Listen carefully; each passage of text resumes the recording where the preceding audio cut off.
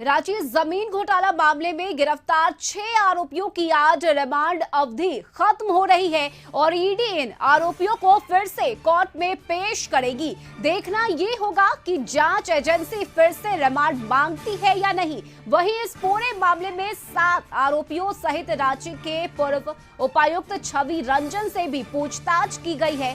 ED ने 7 में से 6 आरोपियों को 3 दिनों के रिमांड पर लिया था। इससे पहले सभी को 4 दिन के रिमांड पर लिया गया था। इसके बाद दोबारा से 5 दिन के रिमांड पर लिया गया था।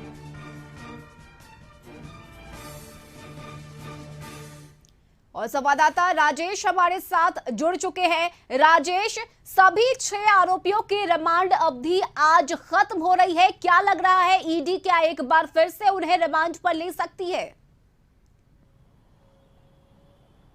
जी बिल्कुल, यह मामला जिस तरीके से पेचीदा होते जा रहा था उसमें 3 बार अदालत से इन लोगों से पूछताछ के लिए ट्रांजिट रिमांड पर लिया गया और अदालत भी ईडी को, जो जांच अधिकारी थे, उन्हें सुविधा दी। ये जो पूछताछ की समय सीमा है वो अब समाप्त हो चुकी है और आज इन्हें ईडी के अधिकारियों के द्वारा अदालत में पेश किया जाएगा। और उसके बाद में अब ये सस्पेंस बना हुआ है क्योंकि 1 तारीख को फिर से जो इस पूरे प्रकरण में मुख्य तौर पे जो पूर्व उपायुक्त छवि रंजन है, उन्हें कागज और उनकी जो पूरी संपत्ति है उसका ब्यौरा ईडी मांगी है। तो कहीं ना कहीं एक बार फिर सवाल उठता है कि यह जो 6 लोग हैं इनको फिर से पूछताछ से लिए लाया जाएगा या रिमांड पर लिया जाएगा या जेल भेजा जाएगा। तो कहीं ना कहीं आज जब पेश होना है तो अदालत के सामने इन सभी को पेश किया जाएगा। अब अदालत पर डिपेंड करता है कि क्या कुछ इन लोगों को पूछताछ के लिए फिर से रिमांड पर देती है या फिर उन्हें जेल भेजने का काम करती है।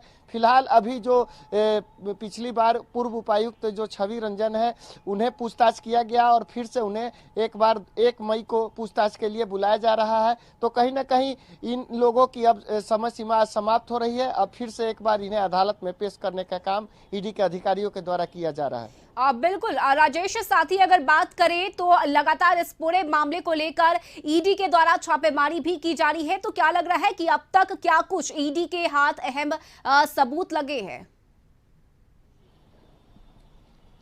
जी, जिस तरीके से यह लंबा पूछताछ का और सेना जमीन घोटाले का जो प्रकरण चला उसमें लगभग राज्य के कई जिलों में भी छापेमारी हुई और अहम जो फर्जी दस्तावेज बनाए गए थे जिसके कागज से पूरे जमीन का रजिस्ट्री हुआ है, उसको लेकर के कई बक्से जमीन के कागजात बरामद हुए हैं। अभी भी जो छापेमारी हो रही उसमें कई जगहों से जमीन के कागज मिल रहे हैं।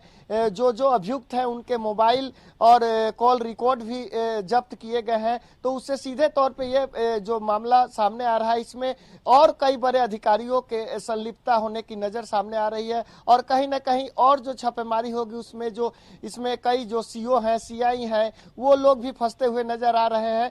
तो कहीं ना कहीं यह पूरा प्रकरण अब धीरे धीरे घिरते जा रहा है और इसमें और कई जो बड़े अधिकारी हैं उनकी भी संलिप्तता नजर आ रही है। बिल्कुल बिल्कुल राजेश, तो अपने पद का दुरुपयोग करते हुए अभी भी कई ऐसे बड़े अधिकारी हैं जिनका नाम सामने आ सकता है। इसके साथ ही राजेश, अगर बात करें तो ईडी अब वो कौन कौन से पहलू है जिस पर जांच करेगी? जी बिल्कुल, जिस तरीके से यह पूरे प्रकरण सामने आया उसके बाद में ईडी पूरी हरकत में आई और जैसे इन जो 6 लोगों का जो मोबाइल जब्त किया गया है उससे जो इन लोगों की जो देन लेन हुई है, इन लोगों के खाता जो अकाउंट हुए हैं, वहीं जो पूर्व उपायुक्त छवि रंजन है उनका जो कुछ कागज बरामद हुआ है और 1 मई को जो इनका पूरे संपत्ति का जो लेखा जोखा आएगा, तो इससे जो लोग इनसे लेन देन किए हैं, ट्रांजैक्शन किए हैं, इनकी जो और अधिकारियों से बातचीत हुई है, ये खुलासा अब सामने आना बाकी है। अब देखना है कि इन लोगों का जो सामान जब्त हुआ है, मोबाइल की बात करें या कागज या बैंक अकाउंट की, तो वो कौन कौन से लोग और अधिकारी इसमें सम्मिलित है, ये ईडी आगे की कार्रवाई में पूरी करेगी।